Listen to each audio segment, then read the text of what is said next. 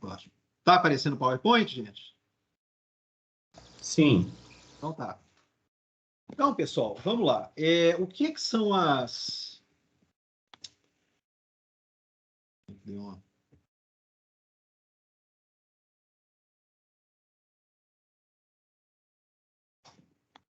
Tá aparecendo, né? Deu uma zebra aqui, mas eu tô corrigindo aqui.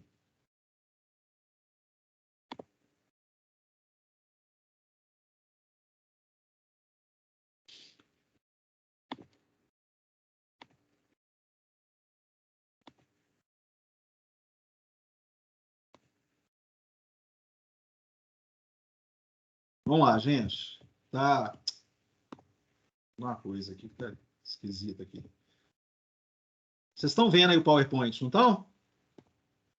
Sim. Então, beleza. Agora vai. Então, pessoal, vamos começar aqui conceituando, né? O que é finanças, o que é administração financeira. Se a gente pensa no nível macro,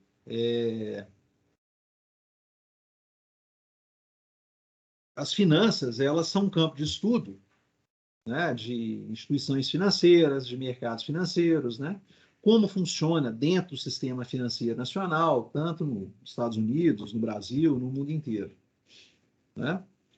Quando a gente pega o nível micro, a gente está considerando as finanças como um estudo do planejamento financeiro, a gestão de ativos e a captação de fundos por empresas e instituições financeiras. A gente pega o balanço, pessoal, está aparecendo aí para vocês, né? O slide, eu mudei de slide, tá? Então Sim. vamos entender isso aqui dentro do balanço patrimonial.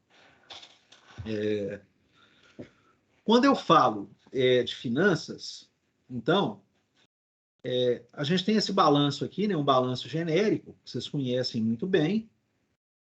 A gente tem os ativos, né? Do lado esquerdo aqui, tem os passivos e o PL do lado direito, né? E quando eu estou pensando no nível macro, o que a administração financeira ela procura fazer? Tá? Eu estou sempre olhando para o balanço. Quando eu olho os ativos de curto prazo e os passivos de curto prazo, ou seja, os ativos circulantes, né, e os passivos circulantes, quando eu enfoco apenas nessa análise aqui, a gente pensa no balanço, e eu estou preocupado com a administração de capital de giro, tá? Mais especificamente, o que eu comentei com vocês agora há pouco, na administração financeira de curto prazo. Pensando que, em linhas gerais, a diferença entre ativo circulante e passivo circulante é exatamente a necessidade de capital de giro da empresa. Tá? Quando eu olho para a parte de baixo do balanço, tá? Ou seja, para a parte de ativos fixos ou de longo prazo, ou de passivos de longo prazo, mais o patrimônio líquido, do lado esquerdo, do lado dos ativos, eu estou preocupado com as decisões de investimento de longo prazo da empresa. Ou seja, onde que a empresa vai aportar, ela vai investir os recursos que ela tem, pensando no longo prazo da empresa. Tá? Isso, para a gente, está associado com a administração financeira de longo prazo, as decisões de investimento que a empresa vai tomar. E do lado direito do balanço, quando eu olho os passivos de longo prazo mais o patrimônio da empresa, o patrimônio líquido da empresa, eu estou olhando aqui as decisões financeiras, as decisões de financiamento de longo prazo da empresa. Ou seja, de onde a empresa vai obter recursos no longo prazo para financiar os ativos que ela tem. Né? Então, no longo prazo, a empresa obtém recursos via empréstimos de longo prazo, seja ela com terceiros, como por exemplo bancos, aqui são os passivos de longo prazo, seja ela por financiamento dos seus acionistas, né? Acionistas, os donos da empresa, né, que detêm ações ordinárias, ou mesmo investidores da empresa que não têm direito a votos, mas são acionistas da empresa com ações preferenciais. E a empresa, então, pode se financiar via ações, né? Via distribuição de ações e venda de ações, ou via lucros retidos também, que ela obtém no exercício, naquele exercício específico, e ela retém aqueles lucros para poder aportar nos ativos que ela tem. Né? Então, pessoal, a administração financeira ela sempre está orbitando nisso, né? De onde que eu obtenho recursos da empresa, sejam recursos de curto prazo, aqui representados pelos passivos circulantes da empresa, sejam recursos de longo prazo, aqui representados pelos passivos de longo prazo, mais o patrimônio líquido da empresa, e ela pegando esses recursos que ela obtém e ela investindo em ativos circulantes, ou seja, ativos de curto prazo, ou investindo em ativos de longo prazo. Então, a gestão financeira, para mim, está sempre girando em torno disso. Eu vejo de onde que eu vou pegar recursos e como que eu vou gerenciar melhor esses recursos para investimentos no curto prazo ou no longo prazo da empresa. Ok, gente? Essa é a maneira como a gente lê o balanço, como a gente interpreta o balanço. Vocês vão ver, pessoal, que o balanço aqui para a gente e as demonstrações financeiras têm uma conotação diferente, tá? Diferente da conotação que, por exemplo, o pessoal de contábeis, né, os contadores, abordam. Tá? Eu não estou preocupado aqui, nessa disciplina, em fazer balanço, em montar balanço com vocês. Tá? Eu sei a última vez que eu montei um balanço numa empresa. O balanço da empresa, para mim, é super importante, mas eu pego ele pronto já. As demonstrações financeiras, a gente já pega elas prontas. Agora, o que a gente faz nessa disciplina aqui? A gente analisa as demonstrações financeiras. Eu estou preocupado aqui em analisar as demonstrações financeiras e identificar, né, a saúde financeira da empresa, assim como as melhores estratégias que essa empresa pode adotar para estar gerenciando melhor os ativos que ela possui, assim como as fontes de recursos, né, os passivos que ela possui. Tá, pessoal? Esse é o papel do administrador financeiro. É gerenciar a saúde financeira da empresa. É analisar a situação financeira da empresa e recomendar melhores estratégias financeiras para ela. Eu não estou preocupado aqui em lançar balanço, montar balanço. Tá? Ok?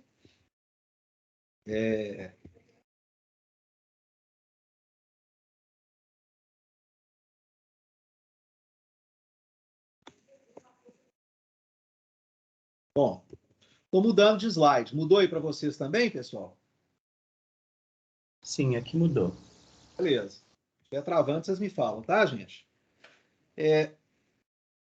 Obviamente, né, um sistema financeiro bem desenvolvido é super importante para uma nação desenvolvida, né? Nações que têm mercados financeiros bem desenvolvidos são nações também desenvolvidas, né? A gente é no Brasil ainda muito incipiente, né? Sobretudo o investimento de pessoas físicas, né? No mercado financeiro ainda é muito pequeno.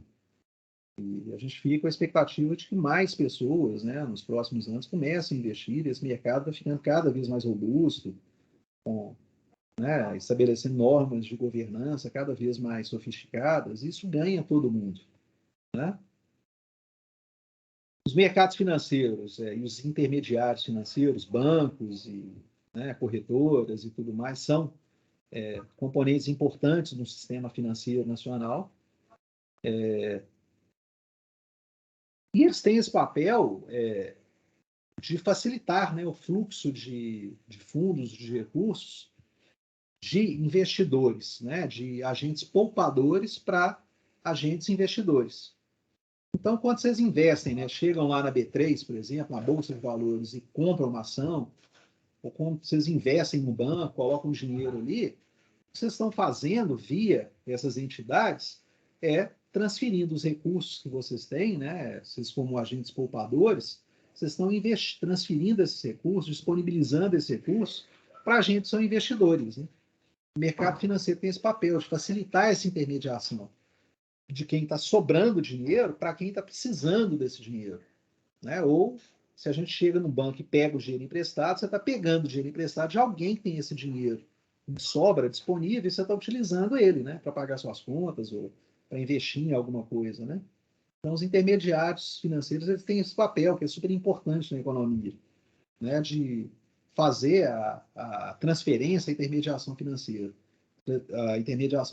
de quem sobra recurso para quem falta recurso.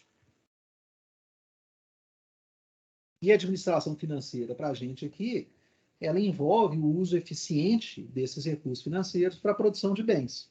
Aqui a gente está preocupado é isso, né? Como é que a empresa aloca melhor os recursos que ela tem ou os investimentos que ela tem em mão e como que ela vai buscar melhor esses recursos que ela precisa ou que ela tem disponíveis para gerar riqueza, gerar valor para o acionista.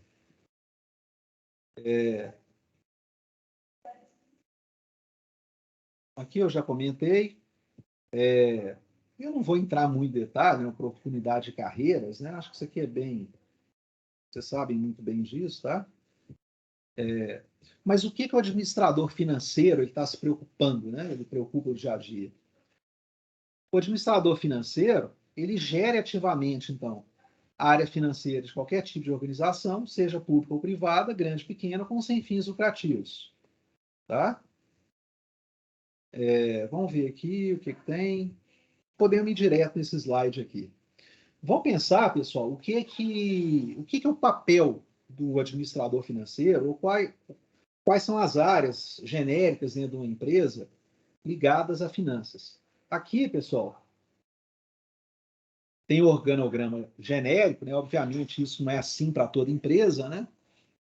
Mas tem esse organograma aqui que eu acho que dá para a gente visualizar bem quais são as atividades numa empresa grande. Aí estão pegando a grande empresa, que geralmente tem essas áreas todas mais bem delineadas, né? Então, tem empresa aqui, desde os proprietários dela, né, os membros do conselho de administração, vamos pegar uma multinacional, uma empresa que tem ação em bolsa, né? Você vai ter o CEO aqui, e aqui entra o que interessa para a gente, né? A área de finanças, né? Tá? A área de finanças, pessoal, ela tem geralmente essas duas funções aqui, olha. Claro, empresa pequena não vai ter isso, né? Empresa grande vai ter isso, mas as funções estão lá, né? As atividades estão lá. Você tem a parte de tesouraria e tem atividade de controladoria. Tá? A controladoria mais ligada à atividade do contador, atividade contábil da empresa, né? Os registros contábeis da empresa, e a atividade de tesouraria, essa mais ligada à administração financeira. Esse é o nosso foco maior dessa disciplina aqui, ó. Atividade de tesouraria. Tá? A atividade de tesouraria, pessoal, ela tem, então, né, atividade de gastos de capital, ou seja, onde a empresa está investindo o capital dela, a gestão, né, desse gasto de capital, a gestão de crédito, né, como é que a empresa está dando crédito aos clientes e como é que ela está obtendo crédito dos fornecedores dela, as operações de câmbio, empresa grande que tem, né, faz câmbio e precisa, né, de moeda estrangeira no dia a dia dela. A gente tem aqui a parte de planejamento financeiro também, captação de fundos, ou seja, é a gestão financeira e orçamentária da empresa, olhando aí para o horizonte do exercício financeiro, do ano da empresa, né? Fazendo orçamento e vendo como é que o controle de gastos da empresa e a gestão orçamentária propriamente dito.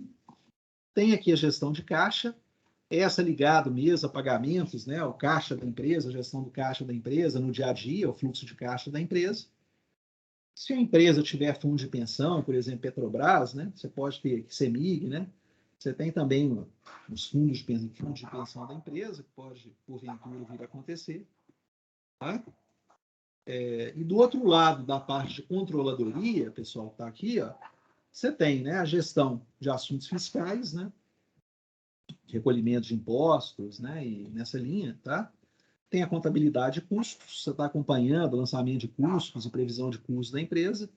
Tem a contabilidade gerencial, essa mais ligada à geração de relatórios, né, para gestão, relatórios gerenciais da empresa, e tem a contabilidade financeira, essa ligada à formação, à composição do balanço, às demonstrações financeiras da empresa.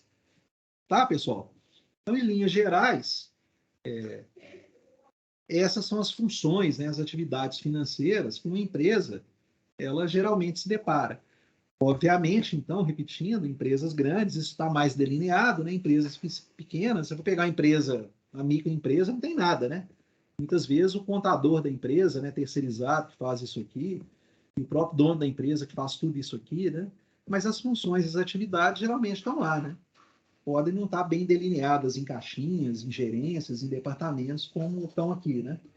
Isso a gente vê mais delineado em empresas grandes, tá? Mas as funções, né, essas atividades, elas estão, né, presentes aí no dia a dia das empresas, tá? Beleza, gente? Beleza. Tá? Tem as funções aqui, isso aqui eu não vou entrar muito no detalhe, eu já falei. Mas vamos entrar aqui, pessoal, numa questão que é importante para a gente aqui inicialmente, é ver a relação de finanças com teoria econômica, né? Na verdade, as finanças vêm lá da teoria econômica, né? E tem gente aqui que a gente vai estudar aqui no curso, inclusive é prêmio Nobel de Economia, né? Teorias que vêm lá da economia que a gente usa aqui. Então, eu penso que a teoria econômica é a ciência mãe para a gente aqui da teoria financeira, né? Meio como física e engenharia, né? Eu interpreto aqui a economia está para a física, assim como as finanças estão para a engenharia, né? A contabilidade está para a engenharia, né? Um é mais teoria, né? Mais ciência, enquanto o outro é mais ciência aplicada, né? Tecnologia, né? Finanças para a gente aqui eu entendo mais como uma ciência aplicada, uma tecnologia aplicada, né? Tá? Mas as finanças, elas estão intimamente relacionadas com a economia, tá? Muitas vezes a gente vê até o termo, né? Economia financeira, né? E é muito importante, nem sempre acontece, mas eu, pessoalmente, eu acho que é muito importante, né? A gente, como administrador financeiro, compreender muito bem o arcabouço econômico para poder gerenciar as finanças da empresa, né? Antecipando o que vai acontecer, né? Ontem a Selic subiu, né? A Selic está no movimento de alta. O que isso impacta? Qual que é a previsão aí para o movimento da Selic, né, nesse ano? E o que isso impacta, por exemplo, nas finanças da empresa, né? Obviamente, o custo de capital vai encarecer, né? Eu sei que as empresas, aí a parte financeira das empresas exige que as empresas tenham uma rentabilidade maior para compensar o custo de oportunidade de outros investimentos que competem, obviamente, com a lucratividade das empresas e fazem com que o capital fique mais caro esse ano, né? Porque você tem uma Selic mais alta, obviamente, você tem um custo de oportunidade que fica mais caro para as empresas, né? Para que eu vou investir na empresa e correr risco se eu tenho a Selic pagando mais alto hoje em dia e eu posso investir num tesouro direto, por exemplo, tesouro Selic, é o ativo livre de risco, ou com menor risco de mercado, né? Então, esses movimentos da economia, o que está acontecendo na economia como um todo, né? Aumento da inflação, câmbio, crescimento do PIB, esses indicadores, essas questões que acontecem na economia, eu acho que são fundamentais a gente entender esses mecanismos para ver o reflexo na gestão financeira, o reflexo sobre as empresas, né? Eu acho que andam muito próximas as duas coisas e é fundamental que o administrador financeiro domine isso também, tá? Mas, dentre várias coisas que estão intimamente ligadas em economia e finanças, tem um conceito que é super importante, que a gente utiliza muito em administração financeira, que é a questão da análise marginal. Eu não sei se vocês ouviram falar isso, eu acho que não tem nenhum economista aqui na turma, não tem?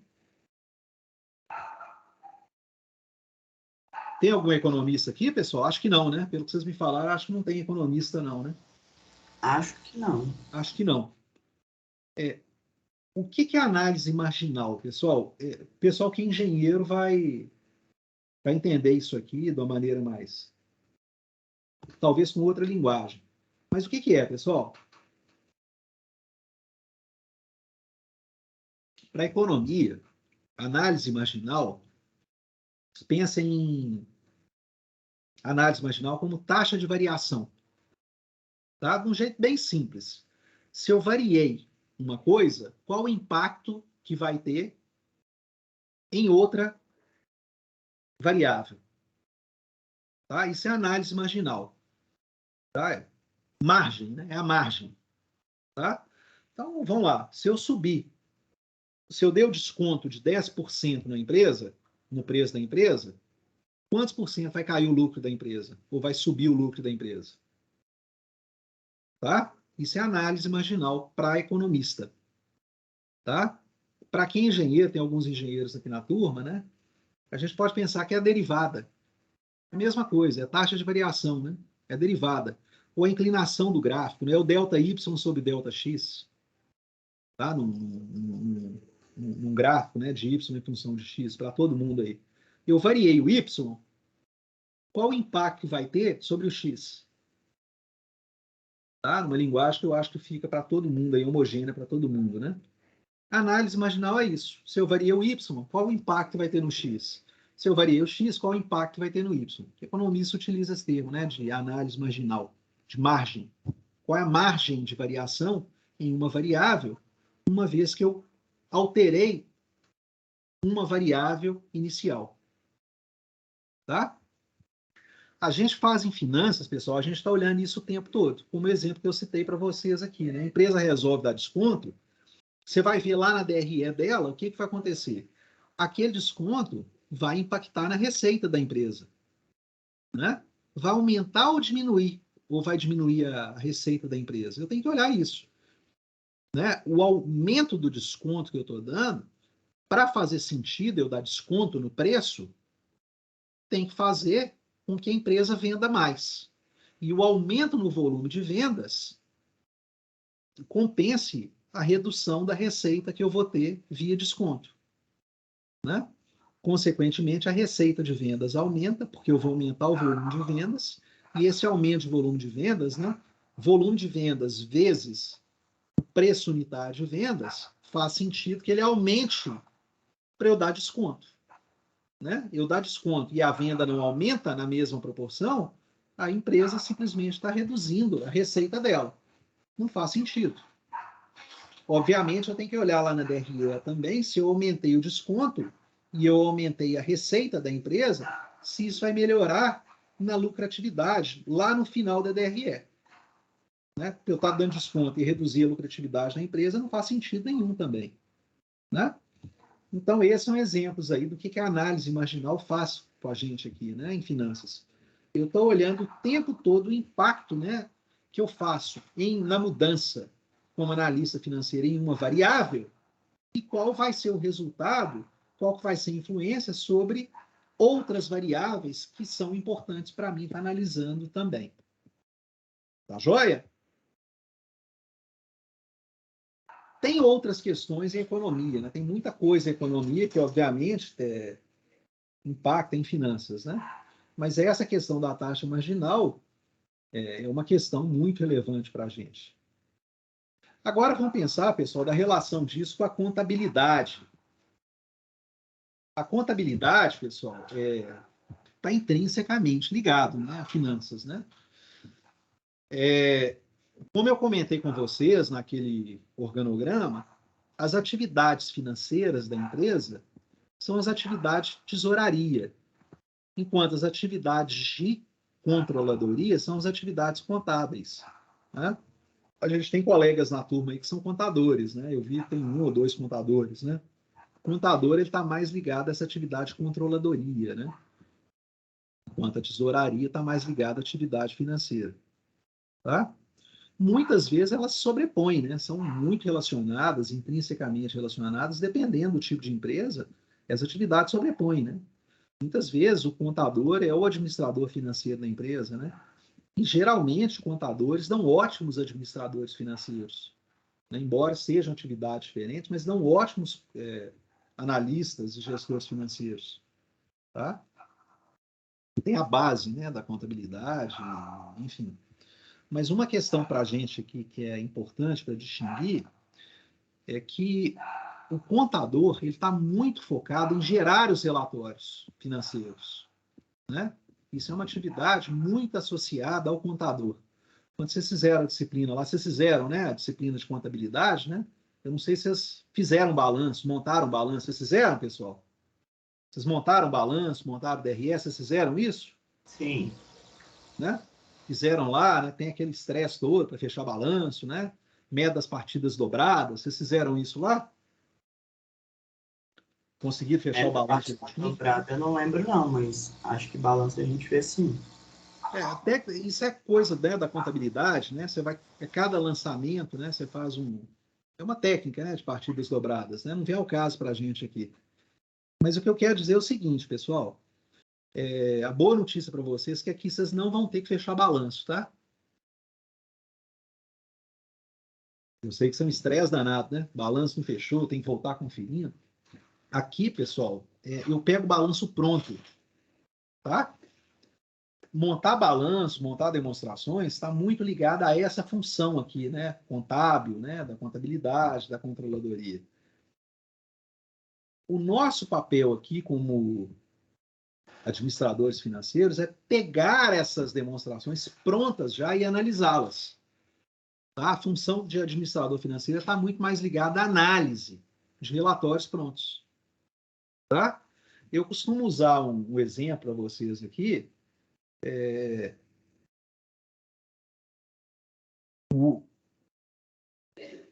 médico, né, ele não necessariamente ele sabe, né, fazer, talvez até lá no curso de medicina, né, enfim, ele sabe até fazer os exames, né, que o laboratório faz, né. A gente chega no médico e vai lá e manda a gente fazer um exame de sangue, né.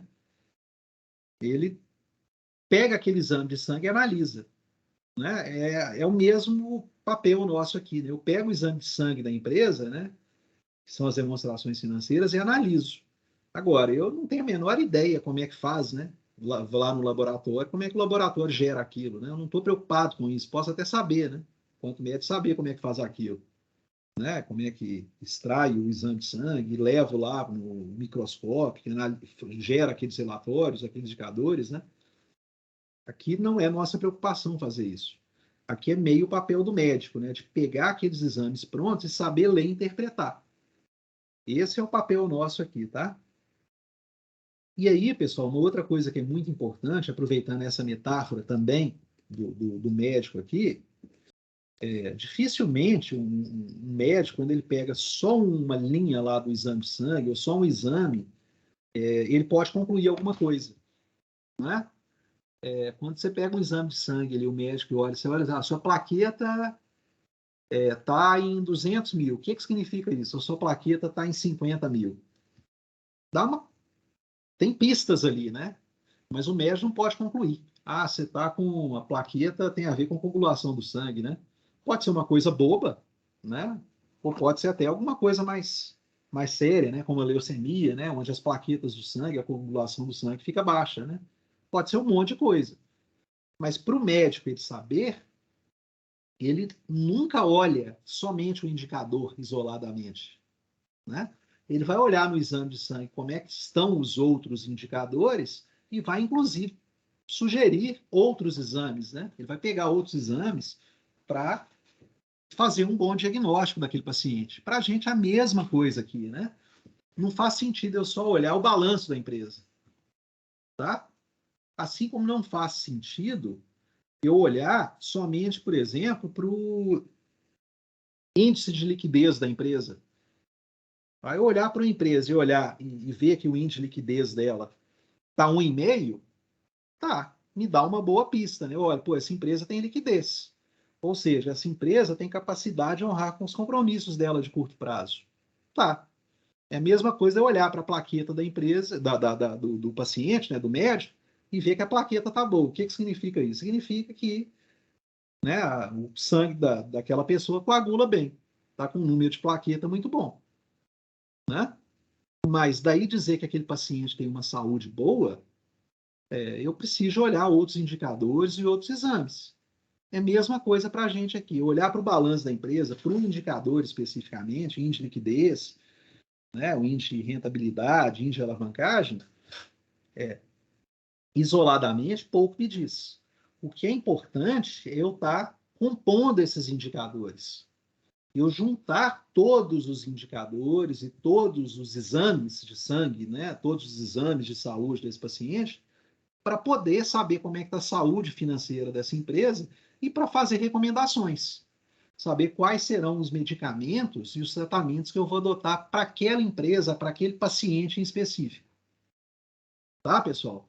Então, eu costumo dizer isso, o analista financeiro ele tem um papel meio, né, guardado essas proporções e tudo mais, ele é esse papel do médico, né, que analisa a situação, a saúde financeira, né, daquele paciente ali, e faz recomendações de tratamentos e estratégias, né, para aquela empresa ali melhorar a saúde dela ou manter a saúde dela, né, ou em determinadas situações precisa até de tratamentos mais drásticos, né? Ou determinadas situações, né? Olha, você tem empresa que está com problema de insolvência. Essa empresa aqui, né? O paciente já passou da UTI, né? Não tem muito o que fazer. Acontece também, né? Assim como o médico também acontece, de ver o paciente que tem a saúde já comprometida e não tem muito mais o que fazer, tá? Mas é isso, a gente faz diagnóstico aqui. A gente faz diagnóstico e depois recomenda tratamentos para a empresa, tá? Esse é o papel, né? O analista, a administração financeira, é um trabalho muito de análise e não de geração de relatórios. Relatórios, a contabilidade passa para a gente isso. Não que o contador, a contabilidade não possa fazer essa análise, né? Muito pelo contrário, né? Contadores são muito bons nisso, tá? Porque tem a base, né? Tem uma base muito boa para fazer administração financeira, tá? Mas são funções, né? São atividades diferentes. Uma é gerar relatório e outra análise, tá? Aqui a gente está mais preocupado com a análise. Obviamente, empresas de pequeno porte, né? Às vezes o controller e o tesoureiro é uma coisa só, né? Se olhar em pequena empresa, os donos, em muitas situações, faz tudo, né? Terceiriza para um contador, né? Isso vai variar do porte da empresa. Agora, uma outra questão que é muito importante para a gente aqui, pessoal, que distingue aí a contabilidade e as finanças, é o regime de caixa e o regime de competência. Eu não sei se vocês já ouviram falar disso. Vocês já ouviram isso, pessoal? Sim. Já. Vocês sabem essa distinção do que é regime de caixa e regime de competência? Bom, professor, se eu me recordo bem, o regime de caixa é tudo que acontece ali naquele momento, né, com o dinheiro que você tem ali disponível. Meu saldo no banco, exemplificando.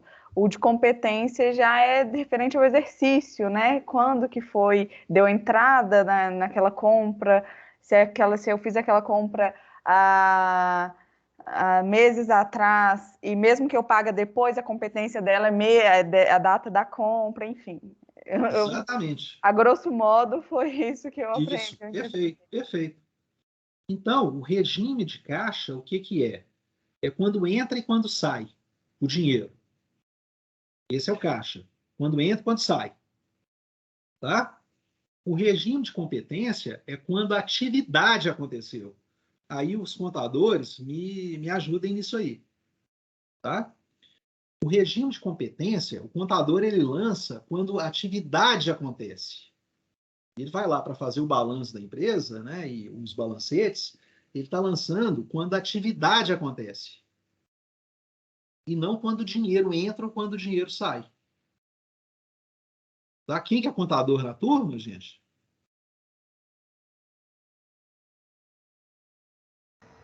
Professor, sou formado em contabilidade, mas eu não trabalho na área, não. Mas é exatamente isso que o senhor falou. Quem está falando aqui? Eu não estou vendo aqui, gente. Eu só estou ouvindo. Delano? Delano. Delano, não é isso, Delano? Isso, exatamente. Então você lá, quanto contador, né? Você vai fazer o balanço, né? E o balanceiro está lançando, né? A atividade aconteceu a venda, você lança o crédito no balancete, não é? Exato, a competência registra o fato gerador, fluxo de caixa, entrada e saída, né? Isso, exatamente. Né? Fluxo de caixa, o que que é? Entrou e saiu dinheiro. Isso é regime de caixa. Entrou e saiu dinheiro no caixa. Regime de competência, o que que é? É o fato gerador. É quando a atividade aconteceu. Ok, gente? Aconteceu a venda, eu registro lá no balancete, né? A empresa vendeu 1 milhão. Agora, a empresa ter vendido 1 milhão significa que dinheiro entrou 1 milhão no caixa? Não necessariamente, né? Porque a empresa pode ter vendido a prazo. Ela pode ter vendido 1 milhão para receber daqui a 6 meses. Esse dinheiro entrou no caixa? Não. Pode, inclusive, né, o cliente não pagar, né? A empresa pode ter recebido cano. Né? Mas Lá no caixa da empresa, eu, quando administrador financeiro, eu estou preocupado é quando entrou e quando saiu a grana da conta. O contador não, o contador está registrando o lançamento do fato gerador. Como o Delano comentou muito bem, quando entrou ou quando aconteceu o fato gerador, da entrada ou da saída, mas não necessariamente o dinheiro entrou na conta. Tá joia, pessoal? Isso é uma diferença fundamental, extremamente importante aqui. Vou até ler aqui, ó. Uma diferença importante em termos de perspectiva e ênfase em finanças e contabilidade é que os contadores geralmente utilizam regime de competência, ao passo que as finanças se concentram nos fluxos de caixa. Tá? Então, quando eu olho para um balanço da empresa, aquilo ali lançado em regime de competência, né? A empresa vendeu 1 milhão, está lá lançado no balanço da empresa. Eu vou olhar para o caixa da empresa, pode ser que aquele dinheiro não entrou. Ok? Para a gente aqui, eu estou olhando para regime de caixa, para fluxo de caixa. A contabilidade ela está olhando para regime de competência. Tá? São enfoques de análise. Beleza, pessoal? Tudo bem? Então, aqui, Sim. olha. Vamos ver aqui uma diferença aqui, olha. Que faz, né? Fica mais claro para a gente aqui por que esse negócio é importante. Então, ó.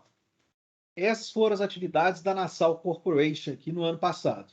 Então, ano passado, a empresa vendeu 100 mil, né? Essa empresa fabrica iate. Ela vendeu um iate por 100 mil, né? 100% a prazo. Não entrou um centavo de dinheiro na conta dela. Ela vendeu a prazo. Tá? E ela teve custos disso que foram pagos, né, nesse mesmo ano, integralmente aos fornecedores, de 80 mil. Ok? Então, ela vendeu 100 e teve um custo de 80. Qual vai ser a diferença disso aqui, pessoal? Para regime de caixa e de competência. Olha só como é que a coisa toda é diferente. Se eu olho para regime de competência, ou seja, eu lanço o fato gerador, né, na data que gerou aquela atividade. Então, a atividade de vendas, ela vai lá e lança, o contador vai lá e lança no balancejo da empresa 100 mil, na hora que vendeu. E na hora que teve os custos de 80 mil, ele vai lá e lança também. No final do ano, do exercício, essa empresa gerou um lucro de 20 mil. 100 menos 80. Esse é o regime de caixa. Desculpa, regime de competência. Tá? Por outro lado, aqui está um pouco, né? O slide ficou, ele está aqui, né? Ficou esse defeitinho aqui. Tá? Agora, se eu olho para o regime de caixa, entrou algum dinheiro na empresa, no caixa da empresa? Não, né? Ela vendeu a prazo. Não entrou nada. Tá vendo? Mas saiu? Saiu, que ela pagou à vista. Os custos continuam existindo. Então, no final da história, a empresa está com prejuízo de menos 80 mil. Tá vendo? Ela não recebeu nada, mas pagou. Essa atividade aqui, até agora, no momento, está dando prejuízo. Embora para o regime de competência ela dá lucro. Viram a diferença, pessoal? Sim. No regime de caixa, eu vou precisar de dinheiro para cobrir essa operação. Eu vou precisar de capital de giro. Né? Eu, quanto administrador financeiro, eu estou preocupado com o capital de giro da empresa, que é aquela parte superior do balanço. Né? Aqui é exatamente isso. Essa empresa vendeu, mas não recebeu ainda. Então, eu tenho que ter capital de giro para bancar isso aqui. Agora, no regime de competência, não. Essa empresa tem um lucro a ser realizado no futuro de 20 mil. Mas, o segunda-feira, 8 horas da manhã, com as contas que eu tenho para pagar, eu não tenho esse dinheiro. Eu vou precisar de capital de giro para isso.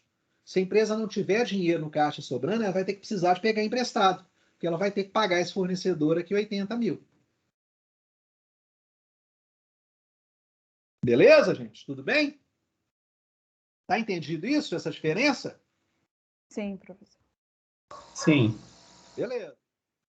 Tá? Gente, se tiver dúvida, para e perguntem, tá? Essa disciplina vocês não podem caminhar com dúvidas, tá? Porque um conceito vai dependendo do outro, tá? Bom, avançando aqui, pessoal, finanças e contabilidades também diferem no que diz respeito a tomadas de decisão. Enquanto a contabilidade se preocupa basicamente com a coleta e apresentação dos dados, né? A contabilidade está muito relacionada a gerar os relatórios.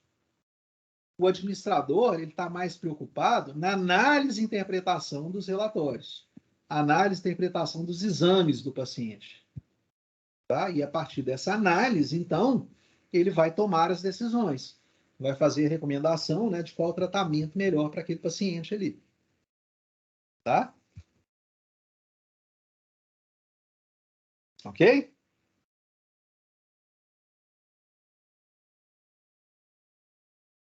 Indo para o balanço aqui da empresa, está mudando para você, gente, o slide? Eu estou agora com um balanço aqui, um desenho. Sim. Está aparecendo, né? Então, aqui, olha. Eu comentei com vocês, mas aqui repetindo, ó, o administrador financeiro, basicamente, o que ele está fazendo? Ele está olhando para o lado direito do balanço, né, o passivo mais os recursos de longo prazo, né, o passivo circulante mais o passivo de longo prazo e o PL, né, o patrimônio líquido da empresa. Ele olha para esse lado direito aqui e ele está preocupado com as decisões financeiras, né, que ele vai precisar de tomar. Né, as fontes dos recursos que ele vai ter que ter disponíveis para ele. Tá? Então, com o tamanho das decisões de financiamento da empresa. Tá? Como que a empresa vai precisar se financiar? Esse como é de quem que ela vai pegar dinheiro emprestado, seja capital próprio ou capital de terceiros, né? E qual o tamanho desse dinheiro que ela vai precisar para se financiar. Tamanho e de quem que ela vai obter esse recurso, né? Seja próprio ou de terceiros. E quando o administrador financeiro ele olha para o lado esquerdo do balanço, ele está preocupado com as decisões de investimento que ele vai precisar de tomar. Ou seja, se ele vai investir o dinheiro que ele obteve, né, das fontes de financiamento, se ele vai precisar de investir em ativo circulante, ou seja, né, em questões de curto prazo, em qual proporção que ele vai precisar de investir em ativo circulante, em qual proporção que ele vai investir em ativos de longo prazo, tá? Ativos fixos ou ativos permanentes. Então, ele investe aqui em ativos fixos e permanentes, porque isso aqui vai gerar o caixa da empresa, né? Investe num novo parque fabril, a empresa investe num novo produto, né? A Tesla vai lá e investe numa expansão, né, para fabricar carros, né, na Ásia, vai lá e monta uma fábrica na China, é ativo fixo, está investindo nisso aqui, ó. Esses ativos fixos vão gerar recursos para a empresa na venda de carro da Tesla, por exemplo, e isso vai impactar aqui no ativo circulante, né, da empresa, né? E esse ativo circulante vai estar gerando entrada de caixa para a empresa no curto prazo. Esse caixa da empresa, obviamente, ele tem um passivo circulante, né? Contas que a empresa tem que pagar no curto prazo. Então, a Tesla vendeu o carro, está entrando dinheiro aqui no circulante da empresa. Porém, ela tem que pagar os fornecedores dela, de funcionários, mão de obra e fornecedores de curto prazo.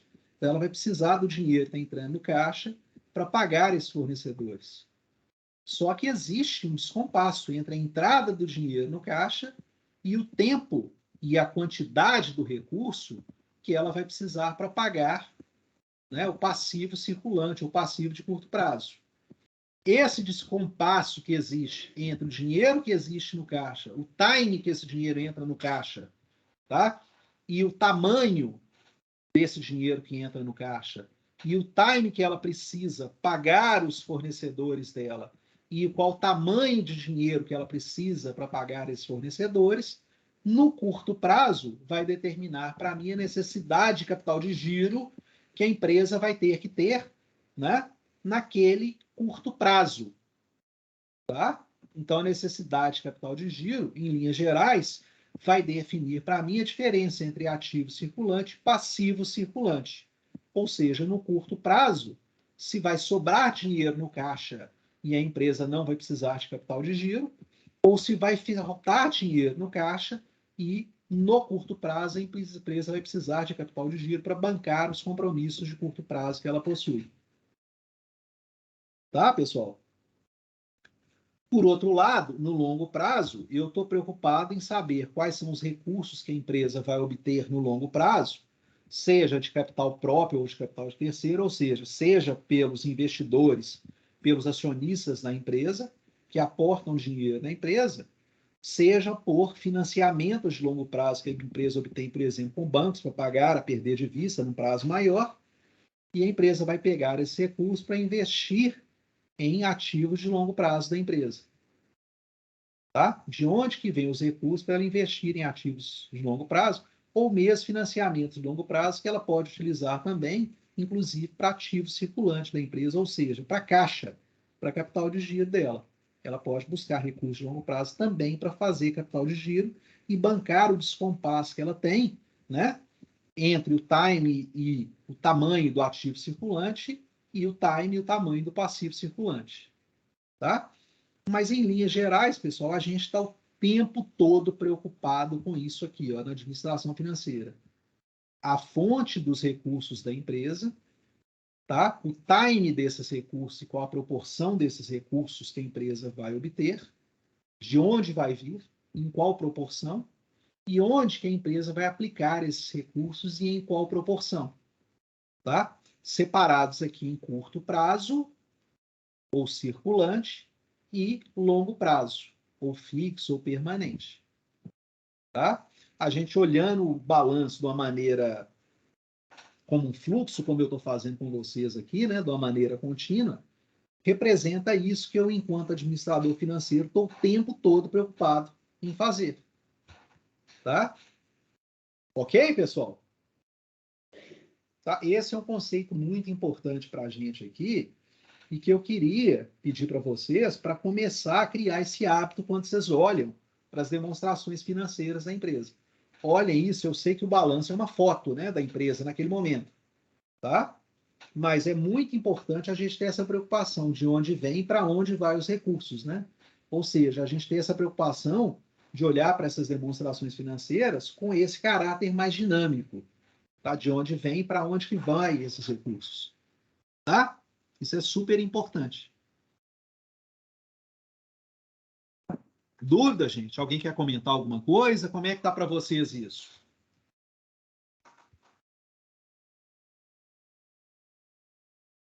Até o momento está tranquilo, professor. Tudo bem, gente? Beleza?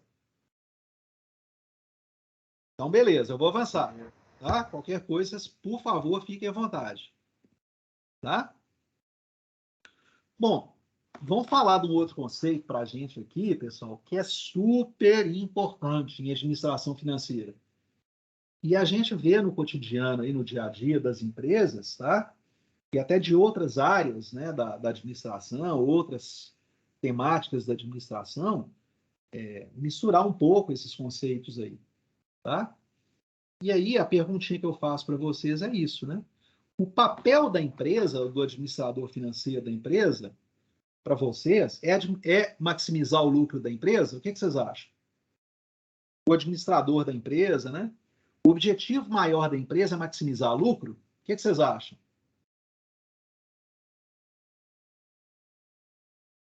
Pergunta que eu estou julgando para vocês. Sim, sem dúvida. Eu acho que sim também, obter lucro. É o objetivo da empresa. O objetivo da empresa para vocês é isso? É maximizar lucro? Também, né? Tem outros objetivos, mas um deles é maximizar o lucro. Qual o outro que você acha? Além desse aí, né? Do seu ponto de vista financeiro, né, pessoal? Claro. Ah, tá. Eu já ia jogar gerir o patrimônio, né? Seria um deles também. Sim. E que ocasionaria isso ou não, uma maximização de lucro ou não. Uhum. Beleza. eu, enquanto administrador financeiro, pessoal, vocês acham que eu devo estar preocupado, né, a maior preocupação minha é maximizar o lucro da empresa? Eu, enquanto administrador financeiro? Não. O que é, enquanto administrador financeiro, que eu devo estar mais preocupado? Se a empresa vai ter dinheiro para se manter, se ela não vai quebrar com capital de giro, se ela vai conseguir pagar as contas no curto prazo. O longo prazo é algo que você pensa, mas o curto prazo é o que você tem que se preocupar mais.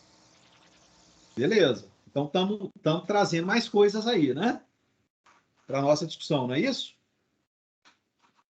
Mas aí, a empresa pagou tudo, tá? Quem está comentando, gente, eu estou perguntando é porque eu não estou vendo vocês aqui. Para mim, só fica aparecendo meu PowerPoint, sabe? Eu falei essa. Judson. Judson, né? Então, Judson, vamos lá. Vamos pensar o seguinte aqui. Então, a empresa, né? Você falou que está preocupado, né? Pagou, conseguiu pagar os fornecedores dela, tudo certinho, né? Conseguiu, né, gerenciar o caixa dela, né? Entradas e saídas, pagou as contas, tudo beleza, né? Uhum. E aí no final do ano ela deu prejuízo.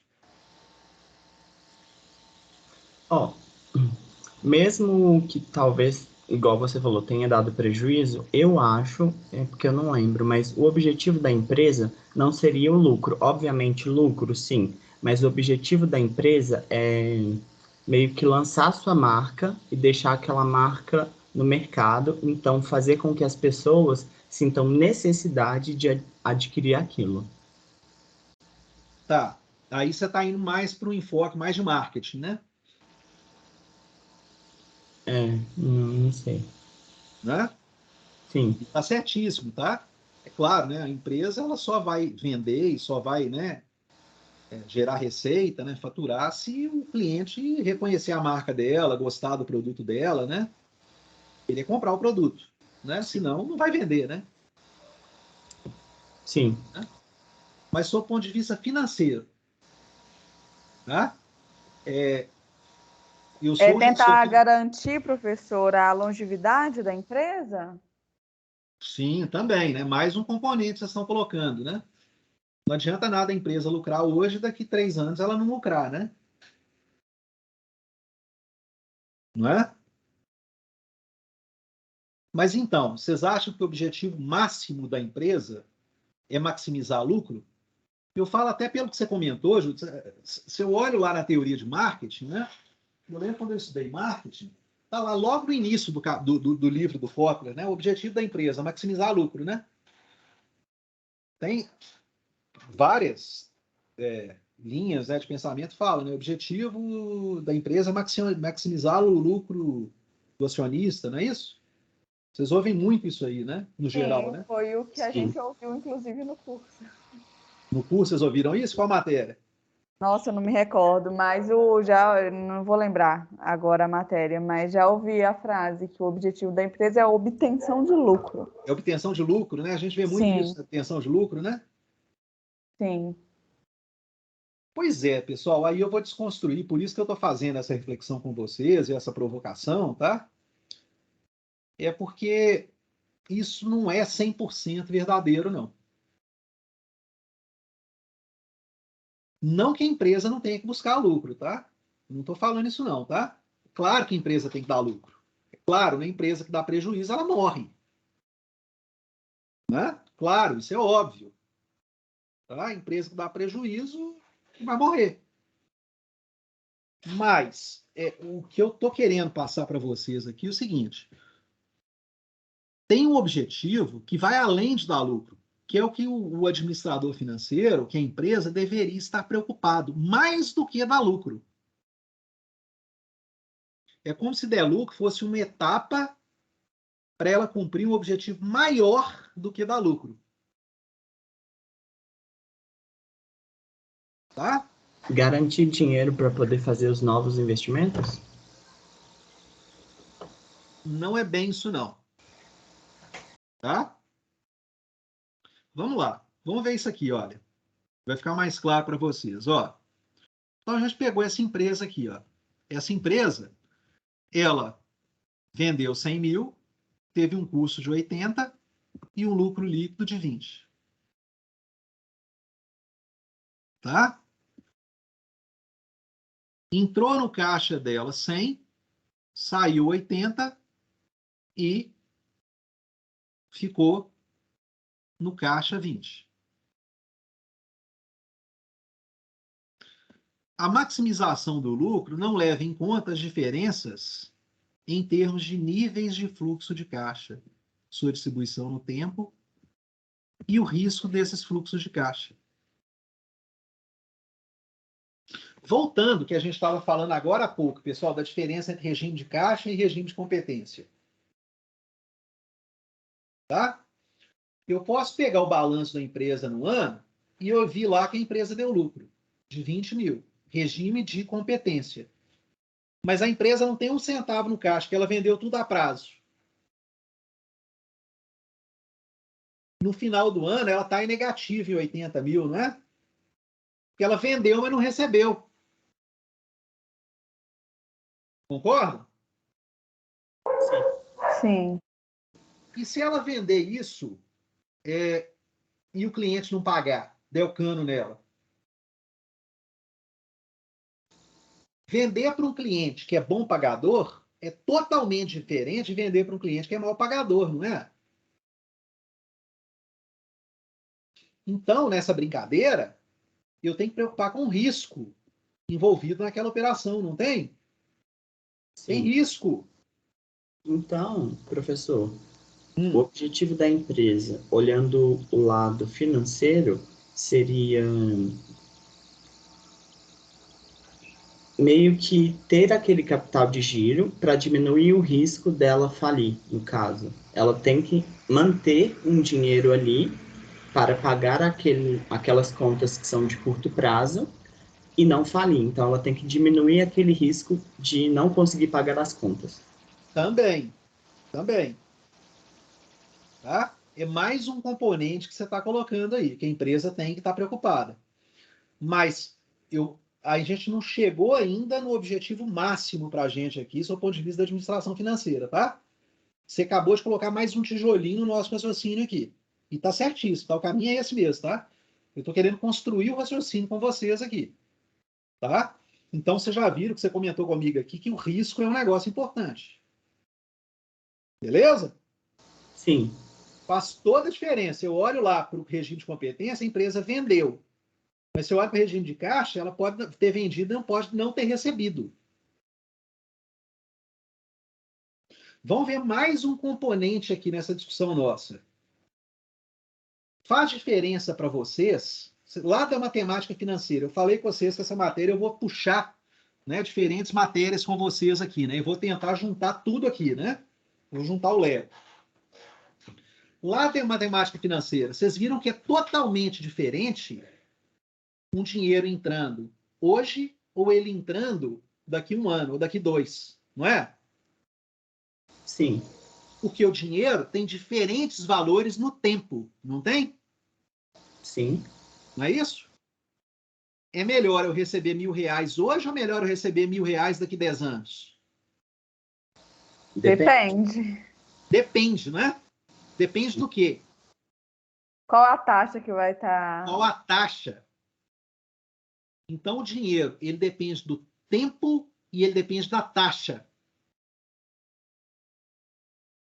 E a taxa depende do risco, não depende? Se eu for emprestar para alguém que eu vejo tem mais risco de crédito, eu vou cobrar uma taxa maior, não é? Sim. Sim. Não é isso? Sim. Se eu for emprestar dinheiro num prazo maior, eu vou querer colocar uma taxa maior nisso também, não vou? Sim. Ou seja, o dinheiro no tempo, ele é diferente. Não é isso? R$1.000 hoje não são a mesma coisa que R$1.000 daqui a 10 anos. Porque tem inflação também. Além de ter risco, tem inflação no meio da história.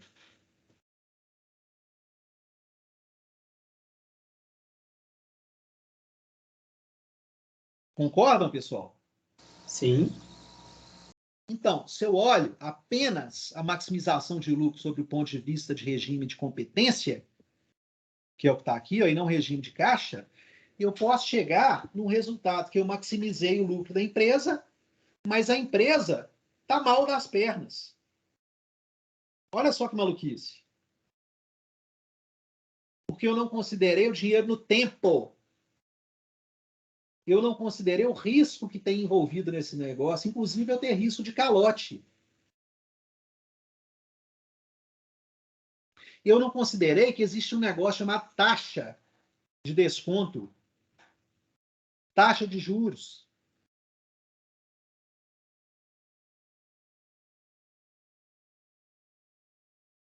Estão vendo a diferença, pessoal?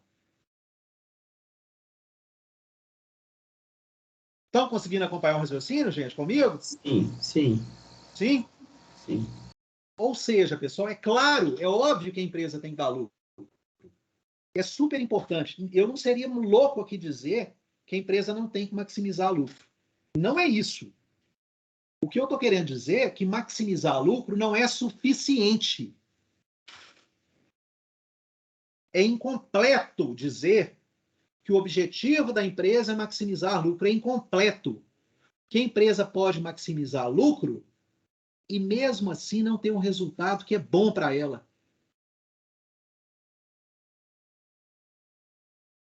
Não é suficiente maximizar lucro. É um degrau apenas, do degrau máximo que a gente tem que subir aqui, do seu ponto de vista da gestão financeira. Tá? Professor, Oi. então, o lucro entra a taxa, entra o valor, né, e o tempo.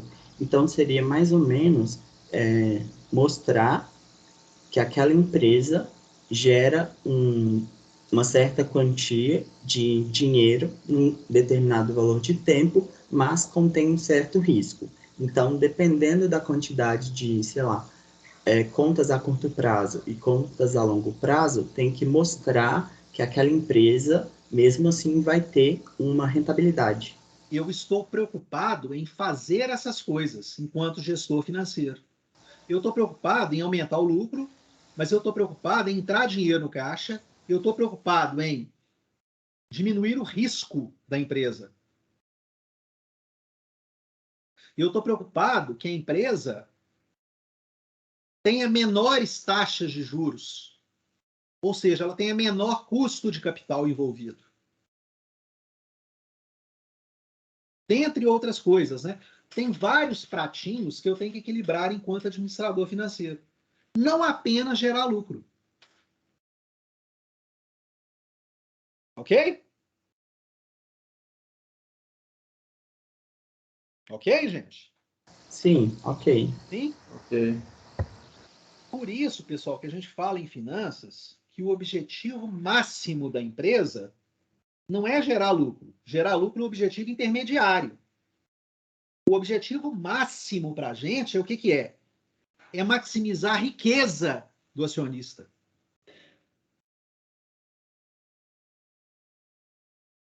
Isso para a gente é que é o mais importante. É gerar valor. É maximizar valor. Vou voltar no slide anterior aqui, ó, para vocês verem claro. Nesse caso aqui, a empresa maximizou riqueza? Não, Não. Por quê? Olha, ela vendeu, teve um lucro, mas o dinheiro entrou no caixa. Maximizou a riqueza? Não.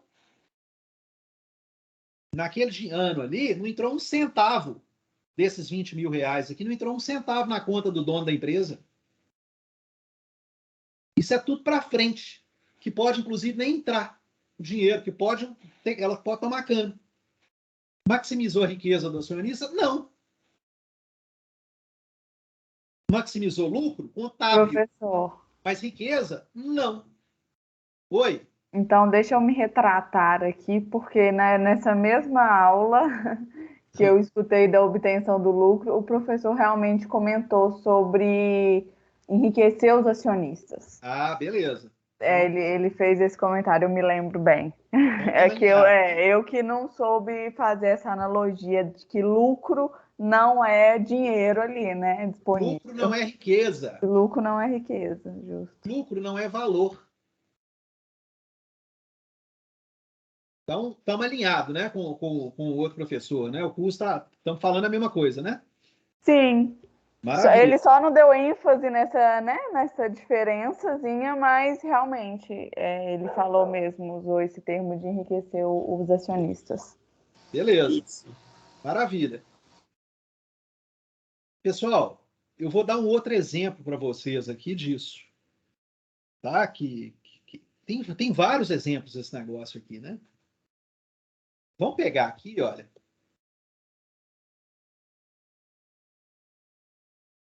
Pode acontecer uma situação de que a empresa deu lucro operacional, mas o acionista ficou mais pobre naquele período.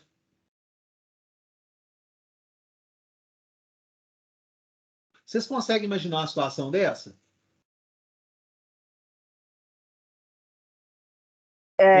Deu lucro porque ele vendeu muito a prazo e ele ficou mais pobre porque ele não entrou dinheiro no caixa. O dinheiro entrou. Esse é o caso, o exemplo que a gente deu agora aqui, né? Da questão do caixa e competência, né? Sim. Agora, quer ver uma outra situação que pode acontecer isso também? Ó, eu vou tirar o slide aqui para eu poder desenhar aqui no slide, tá? Tirou o modo exibição? Tirou. Saiu? Deixa eu fazer um slide aqui em branco. Tá aparecendo para vocês o slide em branco, pessoal?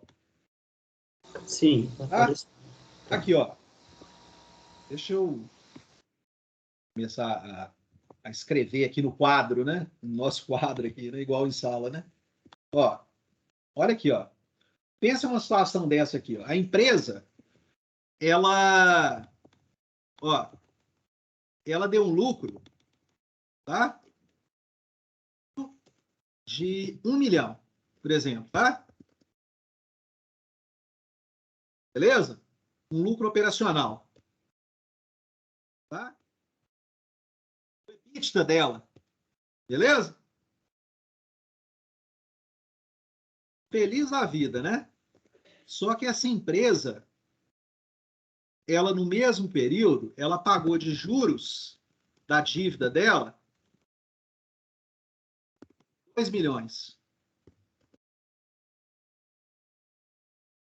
Beleza?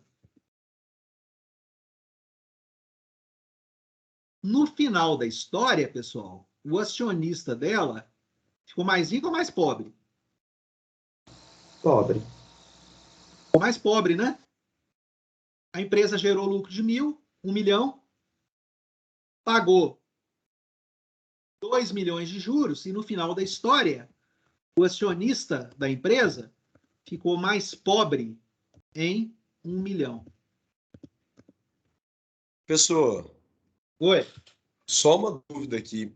Quando você coloca ali na primeira linha, que é o lucro operacional, né, de 1 milhão, e aí me corrija se eu estiver errado, quando eu vejo lucro operacional, eu entendo por EBITDA, né? Isso. E aí a gente sabe que o EBITDA mede exatamente a capacidade de geração de caixa da empresa, né, da operação em si, mas o Isso. EBITDA, né, como o nome diz, é o valor antes de tudo, né? Isso. Então, na verdade, o lucro operacional, se ela teve lucro operacional de 1 milhão, o lucro real dela pode ter sido até negativo, né? Sim. Sim. Nesse É o caso, exemplo aqui.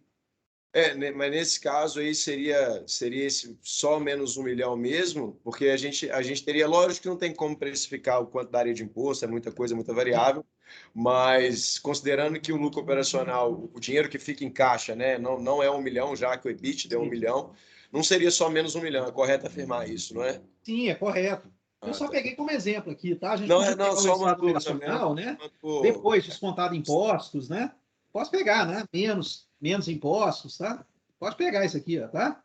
Entendi. É só uma dúvida conceitual mesmo. Obrigado. Isso, tá? É só um exemplo que eu tô dando aqui, tá? Aham. Exemplo meio de papel de pão aqui, tá? Conta de padaria aqui, tá? Mas só por fins didáticos mesmo. Mas tá certíssimo o raciocínio, tá? Tá corretíssimo. Show, obrigado, professor. Valeu mesmo. Beleza. Olha aqui, pessoal. Olha o caso dessa empresa aqui. O acionista dessa empresa, que a empresa está gerando lucro, mas ela tem uma dívida muito alta para pagar de juros. Ó. No final da história, o acionista ficou mais pobre. Tá vendo? Deu lucro, mas o acionista ficou mais pobre. Então, não é só dar lucro. Eu, enquanto gestor financeiro dessa empresa aqui, se eu quero aumentar o valor para o acionista da empresa, aumentar a riqueza do acionista, talvez uma estratégia minha aqui, ó, é negociar esses juros da dívida aqui, ó. Reduzir os juros da dívida.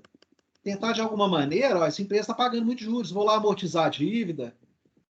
Por exemplo, negociar uma dívida, né, um juro de dívida menor com outro banco, alguma coisa assim, ó. Olha aqui como é que muda a história toda, ó.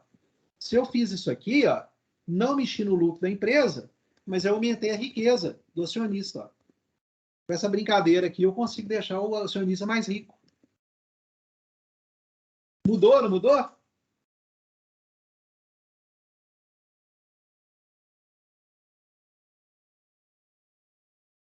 Estão vendo? Que o negócio não é só ficar olhando para lucro? Não que não seja importante dar lucro. É importantíssimo, novamente falando, tá? Não é suficiente só ficar olhando para lucro. Isso aqui, pessoal, é a mesma coisa daquele cara. Vamos falar na pessoa física aqui, ó. Tá? Sabe aquele cara que ganha mais do que gasta? Aquele cara no salário dele, ele vai lá no dia primeiro, o cara recebe bem pra caramba, né? Esse cara tem um salário aqui, ó. É a mesma coisa, né? Do cara que gasta mais do que ganha. O cara tem um salário de, sei lá, 50 mil reais por mês. Né? Você olha, nossa, esse cara ganha dinheiro pra caramba, né? Só que ele vai lá no cheque especial, né? Ou tá no cartão de crédito financiado, né? Vai lá e paga de juros, né? 60 mil por mês. No final do mês, ele ficou mais pobre. 10 mil. É a mesma coisa. Tá vendo? É o cara que gasta mais do que ganha. Ele ficou mais pobre. Ele destruiu riqueza.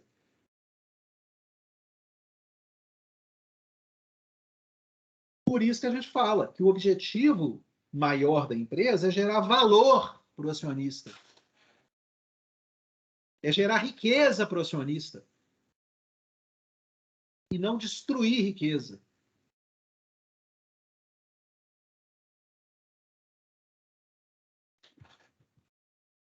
Quer ver um outro caso, pessoal? Aqui, olha. Vamos lá, o acidente Brumadinho da Vale. A Vale, naquele momento ali, ela estava até gerando lucro, não estava? Mas e as ações da Vale naquele período? O que aconteceu? Naquele período, as ações despencaram? Qual o período, professor? Deu uma falhada O aí. acidente Brumadinho da Vale está completando 3 anos. Derrete, né? Na hora. Não é? Sim. Sim. E naquele ano, a Vale deu até lucro. Vocês lembram? De no ano, você olha lá, a DRE, ela deu lucro. Mas as ações perderam valor. O acionista ficou mais rico ou ficou mais pobre naquele momento? Mais pobre. Porque as ações perderam valor. Sim, ele fica mais pobre na questão da oscilação da cota, né? Mas considerando a Vale como exemplo, tem também a questão dos dividendos, proventos, etc. Né? Mas sim, ele fica mais pobre porque tem a variação, mas ele tem esse acréscimo, pelo menos, aí durante o tempo, né? Agora, aquele momento ali, aquilo que aconteceu destruiu o valor da empresa. Um outro caso que vocês viram essa semana aí, coisa quente, né? Eu estava falando de FIIs agora no início da aula, fundo imobiliário. Vocês viram o caso do NXRF essa semana? Não sei se alguém mexe aí com fundo imobiliário. Vocês viram isso? Não, eu até mexo, né, professor, mas não vi não. É muita coisa para acompanhar. O que foi o MXRF? Depois vocês olham, pessoal. O MXRF, a CVM, tá? Comissão de Valores Imobiliários, foi lá e deu uma paulada no MXRF, né? Não sei se você sabe. Todo mundo sabe o que é fundo imobiliário, pessoal, MXRF? Você sabe? Qual que é a classificação do fundo, professor? Fundo de tijolo, fundo de papel, fundo de quê? Eu acho que ele é híbrido. Quer ver? Vamos pegar aqui, ó. Vou pegar aqui para mostrar para vocês aqui, ó, o que eu estou falando aqui e ficar mais tangível para quem não. Vocês estão com o meu Google, pessoal? Sim. Então, ó, vou pegar aqui MXRF. Todo mundo sabe o que é fundo imobiliário, pessoal? Alguém não sabe o que é fundo imobiliário? Eu não, professor. Fundo imobiliário é um tipo de ativo, né? Você pode comprar ação, por exemplo, da Petrobras, né? Fundo imobiliário, o que é a ideia, né? É você comprar um tijolinho de algum tipo de imóvel e você receber dividendo pelo aluguel daquele imóvel ali, né? Então, eu vou lá e compro, por exemplo, né? Tem lajes corporativas, né? Tem fundos logísticos, galpões logísticos, né? Fundos de shoppings, né? Você comprar fundo de shopping aí, você tem, né? Se você quiser comprar um, você vai lá e compra, né? Coloca lá shopping, né? Você investe, você vai ganhar dinheiro do aluguel daquilo ali, né? Ao invés de você ter um apartamento para alugar, você pega aquele dinheiro e compra fundo imobiliário, né? Tem mais liquidez, né? Estou entrando aqui, ó, no site. Vocês estão vendo meu Google, pessoal? Estão vendo? Sim, professor, estamos Aqui, vendo o ó. Google. Estou entrando nesse site aqui, ó, Fundos Explore. Não estou fazendo propaganda nenhuma, não, tá, pessoal? Mas é um site bacana aqui para ver, né? Ele dá boas análises aqui, dá os indicadores todos, né, de fundos imobiliários. Está aqui, ó, MXRF, tá? 11 aqui, ó, tudo termina em 11 aqui, é fundo imobiliário, tá vendo? MXRF, tá? A cota do MXRF hoje está 9,40. Você vai lá e compra, né? O tijolinho, né, do MXRF está 9,40. E olha aqui, ó, ele paga um dividendo, ó, o último dividendo dele, né, mensal, foi de 9 centavos. Tá? Então, quem compra isso, né, recebe, ó, 0,99, né, quase 1% ao mês, né? Rentabilidade boa, né? Tá? Aqui, ó, é um fundo que tem 2,3 bilhões, né, de dinheiro investido nele, tá? O valor patrimonial do fundo está avaliado em 10,27, ó. E o preço, né, o 9,40 pelo valor patrimonial está até abaixo, ó. Tá vendo? Está sendo vendido hoje a um preço abaixo do valor patrimonial. Então tá tendo um deságio aí, ó. Tá? Tá aqui, ó, a descrição dele, ó. MXRF é um fundo imobiliário tipo papel, né? Então ele não tem ativos, né? Ele não é um fundo de tijolo igual a gente fala. Professor, tem algum motivo específico para o fundo tá sendo subvalorizado aí com relação ao preço justo? Isso oscila o tempo Não, todo. eu sei, não. Oscila. Eu sei. Esse Então, esse é um fundo de especificamente bolsa, aqui, né? Um fundo listado, mas tem algum fato esse relevante no fundo? especificamente, o que aconteceu? Na semana passada, a CVM foi lá e deu uma notificação nele. Falou que os ativos que ele tinha tinham sido desvalorizados. E ele estava distribuindo esse valor aqui de dividendo, né, considerando regime de caixa e não regime de competência. Ou seja, os ativos que ele tem desvalorizaram. Tá? Entendi. E aí o que acontece? Ele não podia estar distribuindo dividendo, porque ele tinha que considerar a desvalorização que tinha tido daquele ativo. É porque não está correspondente ao valor, né, do A negócio em si. CVM deu essa catracada nele aqui. Então a conta dele desvalorizou. Foi a semana passada, foi um pânico no fundo imobiliário. Tem vários fundos, né? Já tem um monte de fundo imobiliário. Na minha carteira de investimento, tem mais de 20 fundos imobiliários. Inclusive tem esse aqui também, tá? Eu sou acionista dele aqui, eu invisto nele. Tá? Foi um pânico, né? O pessoal com medo, e tá ainda, né? Tá ainda não saiu a decisão. Tá? Ela falou, não, peraí, você tem que contabilizar o prejuízo, porque o seu ativo, você teve um prejuízo contábil nele, então você não pode estar distribuindo dividendo desse jeito que você está distribuindo. Você tem que incorporar o prejuízo contábil para depois você distribuir. Tá uma polêmica esse negócio aí. A CVM não respondeu ainda, né?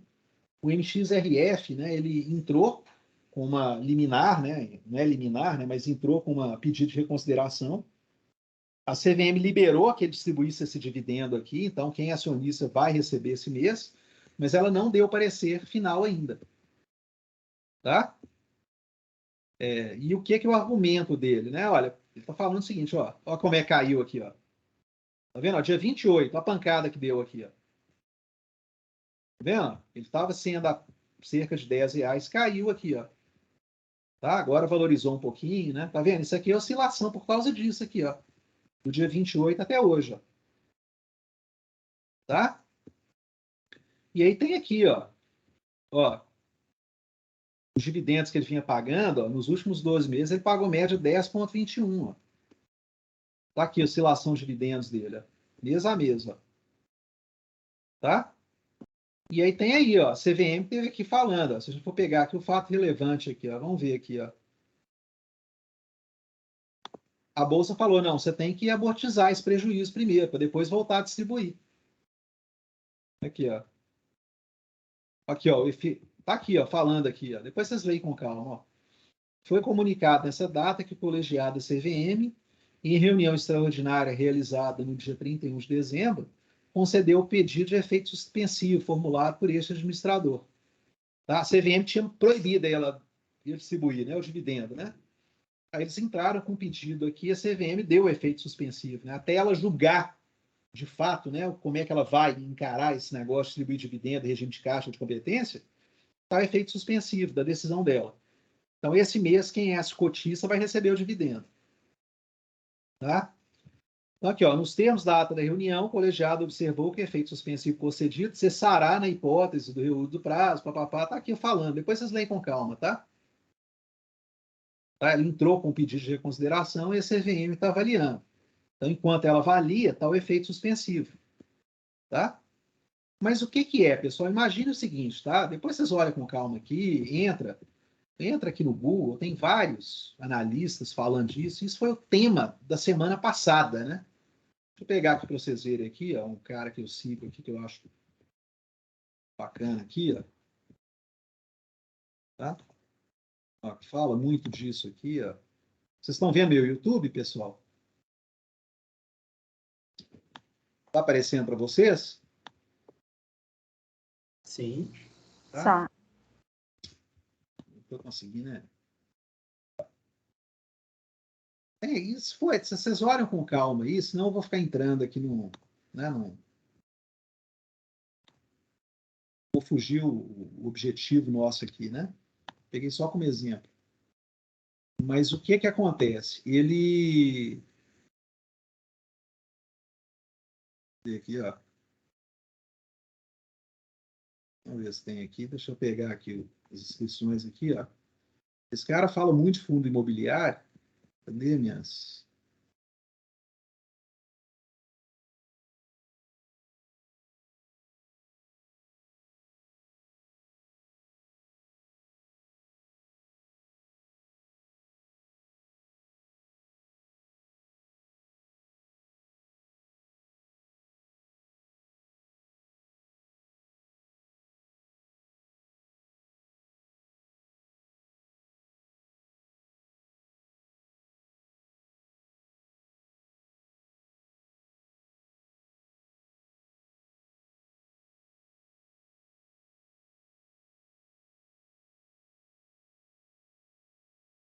Professor, mutou de novo. Tá mudo.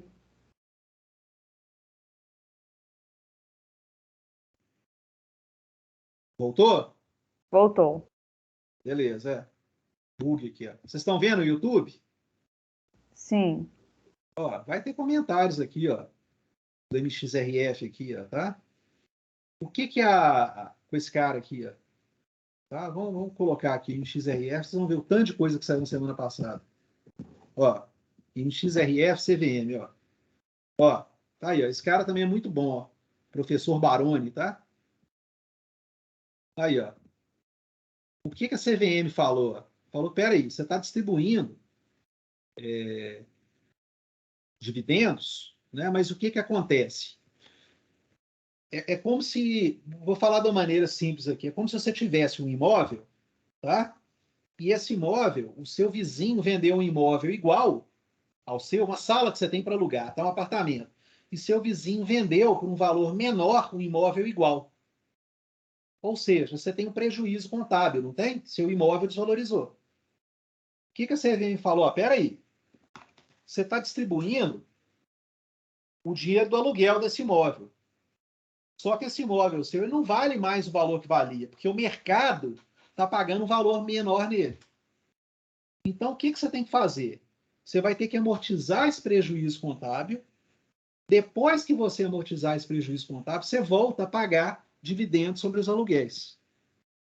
Tipo assim, ó, eu tenho um apartamento que vale 1 milhão. Tá lá, contabilmente ele vale 1 milhão no meu imposto de renda. Meu vizinho vendeu por 900 e ele está alugado por R$ 1.000. Tá? O que a CVM falou? Olha, você não vai poder usar esse aluguel. Você vai ter que ficar, então, esse aluguel, você guardando ele para amortizar os R$ 100.000 de prejuízo que você teve, para depois você poder utilizar esse dinheiro do aluguel. Entendeu? É isso que a CVM está falando. Isso deu uma briga danada na semana passada, uma polêmica danada. Por quê? O pessoal está falando, então tá, dona CVM, diz o seguinte, e se acontecer o contrário? Tá? Se o meu vizinho vender o mesmo apartamento que eu tenho, ao invés de vender por 1 milhão, ele vender por 1.100.000. Quer dizer, então, que eu vou ter que distribuir o aluguel, então, não de R$ 1.000, para quem é dono do apartamento, eu vou ter que distribuir um aluguel de 1.200 ou de 1.100? Não, porque o aluguel está lá, o meu inquilino só está pagando R$ 1.000 por mês. Ele não está pagando 1.100 porque o preço do imóvel subiu. Então tá essa polêmica aí, esse negócio, né? Vamos ver o que a CVM vai resolver disso aí. Tá? Mas gerou maior estresse aí, né? Nos fundos imobiliários, semana passada, né? Tá essa preocupação aí. Mas voltando para a gente aqui, pessoal, eu vou voltar para o nosso PowerPoint. Voltou o compartilhamento para vocês aqui do PowerPoint? Professor, Sim. Oi. só fazer uma dúvida aqui. Em vez de eu amortizar esse valor, ele não podia só diminuir o valor do aluguel que estava sendo pago, não? Poderia. Vamos ver o que a CVM vai falar, né, disso aí, né? A CVM fala, não, você só distribuir depois que você amortizar o prejuízo. Depois que resolver o prejuízo contábil, você volta a entregar dinheiro para o acionista. Tá essa discussão, né? Não saiu ainda, né, o parecer, né? A Entendi. preocupação que tem é quem tem fundo imobiliário, se a CVM ela falar que isso vale de fato, isso vai respingar em todos os fundos imobiliários, né, que passam por uma situação dessa, né? O valor patrimonial perder em algum momento o valor, né? Entendi. Tá? Mas voltando para o nosso caso aqui, né? Percebem que quanto eu gestor financeiro, eu estou preocupado em maximizar o valor do acionista, né? E não só dar lucro.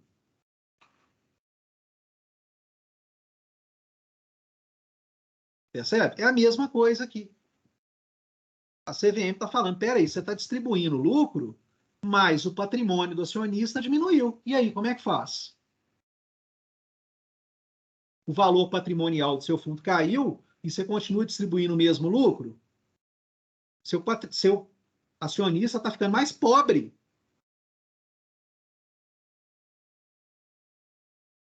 É isso que a CVM está falando. E aí essa discussão não se resolveu ainda, né? Não é porque os administradores desse fundo estão falando, peraí, eu não estou... Essas oscilações acontecem normalmente. Né? Se subisse o valor do imóvel, eu também não estou distribuindo mais dinheiro para o acionista, porque o valor contábil do imóvel subiu. Essa discussão aí, né?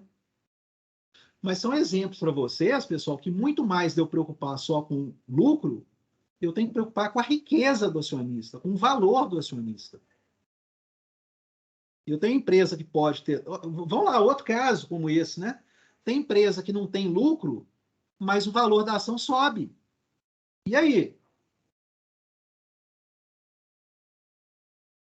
Esses unicórnios aí. O Uber. O Uber dá prejuízo. E você vai olhar o valor da ação, está lá no alto. Por que disso? Porque tem uma perspectiva que lá no futuro aquele negócio vai dar muito lucro, né? Tesla, idem. Né? Estão entendendo isso, pessoal? Que mais importante para mim aqui é gerar riqueza. Não que gerar lucro não seja uma coisa importante, é fundamental.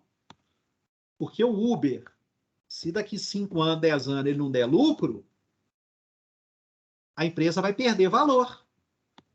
Isso é fato. Que ninguém vai querer uma empresa no longo prazo que dá prejuízo. Mas os acionistas do Uber estão dispostos a bancar um prejuízo agora, pensando que lá na frente essa empresa vai pagar bons dividendos. Idem para a Amazon, né? Tem empresas que são mal pagadoras de dividendos, né? E está reinvestindo na empresa para a empresa crescer. Eu mudei de slide aqui. Mudou para vocês, pessoal? Coloquei no modo exibição aqui, tá? Sim, mudou. Então, para sintetizar essa discussão nossa aqui, e nossa aula está caminhando para o final, tá, pessoal? E eu vou encerrar porque é um compromisso meu aqui de não ficar tomando o tempo de vocês depois, que eu acho que eu não desrespeito isso, tá? Então, a maximização da riqueza do acionista, por quê? Porque a maximização da riqueza leva adequadamente em conta os fluxos de caixa, a distribuição dos fluxos no tempo e o seu risco. O que pode ser ilustrado por meio da equação de avaliação aqui. Olha, o preço de uma ação, uma das maneiras de eu precificar uma ação vai ser o quê? Os dividendos futuros que a empresa vai pagar para o acionista, dividido pelo retorno exigido daquele acionista, né?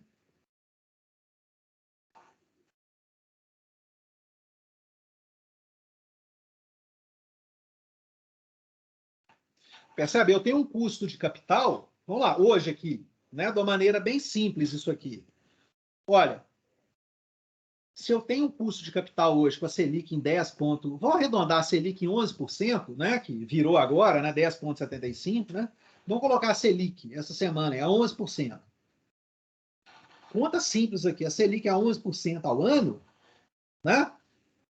Eu tenho que investir numa empresa que tem uma perspectiva de dividendo futuro maior que 11%. E o preço da ação vai refletir isso. Não é? Então, olha aqui, o preço da ação vai ser o quê? Olha, dividendos futuros, ou seja, o nível e distribuição de fluxos de caixa no tempo, né? Eu estou olhando os próximos 10 anos, por exemplo, da empresa. Como é que é a perspectiva de distribuição de dividendo dela para os próximos 10 anos? Né? E qual que é o retorno exigido que eu tenho enquanto acionista? O retorno exigido, ele vai estar embutido nele aqui os riscos de fluxo de caixa, né? Riscos de não pagamento, risco de inadimplência, custo de capital, taxa de juros embutida, né? A distribuição desse fluxo de caixa ao longo do tempo. Tudo isso está envolvido. Então, não é só lucro para a empresa. A riqueza do acionista, concordam, pessoal? Está embutido aqui como que esse dinheiro vai ser pago ao longo do tempo e os riscos de caixa que estão envolvidos nisso. É disso que eu estou falando com vocês. Para maximizar a riqueza, não é só lucro.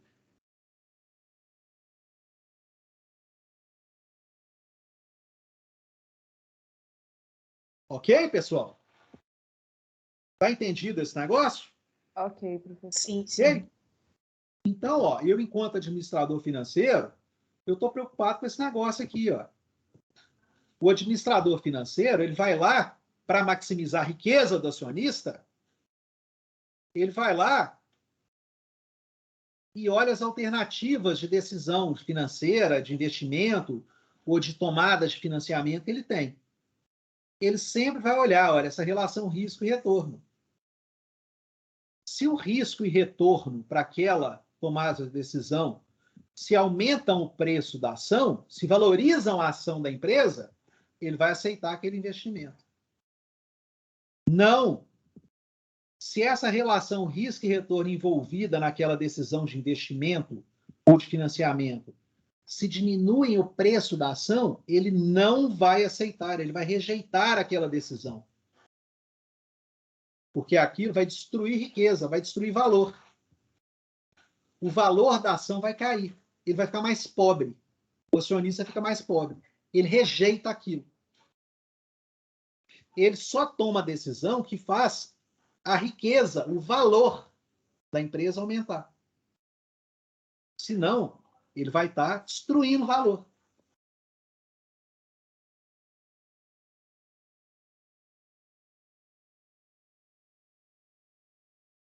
Ok, gente? Tá? Vamos parar por aqui hoje, para eu não desrespeitar o tempo de vocês. E eu retomo esse finalzinho aqui, essa conclusão aqui, no iniciozinho da aula que vem. É só para fechar aqui com uma fórmula para calcular isso, tá? Que eu enviei. Tá? Mas fiquem, pessoal, com isso em mente.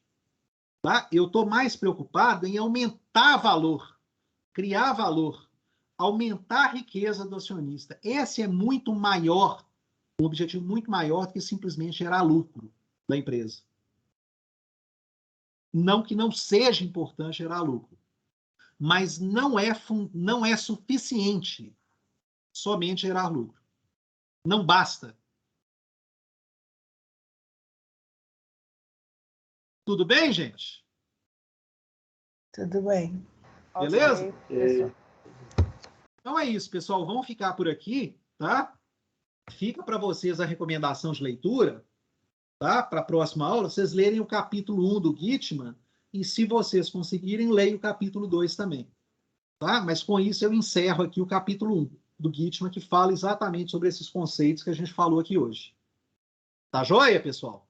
Beleza? ok, professor. Obrigado, bom descanso para vocês, bom resto de Obrigada, semana. boa noite. A gente Boa encontra noite. na próxima terça-feira e qualquer coisa vocês me mandam lá no WhatsApp, no nosso grupo. Enfim, eu estou à disposição de vocês aí. Qualquer coisa que vocês precisarem. Combinado. Até lá. Beleza? Professor, o Professor, nome do obrigado. livro tá escrito lá no... Ele Desculpa. mandou o PDF no grupo. Ah, beleza. Eu coloquei lá para vocês também, tá? Quem não conseguiu acessar o Canva ainda, tá lá no Canva, todo o material. Mas eu coloquei, tá? Os materiais que a gente utilizou até agora, eu vou utilizar, estão todos no WhatsApp também para vocês aí. Tá ok, obrigada. Tá joia? Qualquer coisa, fico à disposição de vocês, tá, pessoal? Um abraço, obrigado aí pela aula. Obrigada, professor. Até a próxima. Até terça-feira. Um abraço. Tchau, tchau. Boa noite, professor. Boa noite.